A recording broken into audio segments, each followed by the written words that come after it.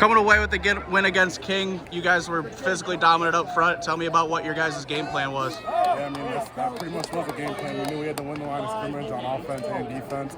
We had to be able to run the ball. We had to be able to stop the run, force the ball in the air. And, we like our receivers. And, they made plays for us all game, and we knew those tough yards, our running backs, H-backs, fullbacks, all those guys, they were there to get those tough yards. And, O-line, D-line played a hell of a game up front. We got Hunter Stokes back on the defense. He's been on a couple weeks, got a sack.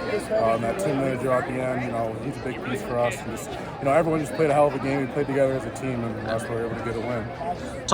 Coach kind of talked about having a, pitch count almost as we get, towards the end of the season here. I didn't want to rep you guys too much. Talk about balancing that, but still not playing to, not lose, playing to actually win.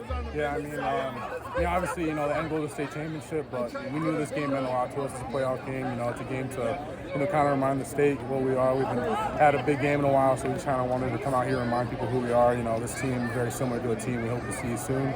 But, we just, obviously, I want to play a lot, but I got to be smart. It's a long season, 5 more weeks left, so I just did what I had to do, and I trust my twos, Trey Caraway and number 99 Trevor Hino. Those guys can come in whenever we need them to step up. So I trust my teammates to come in, and I'm gonna try and play as much as I can. How does the mentality shift a little bit now? Now it's 1-0 every week, or you go home. How does the mentality shift for you guys?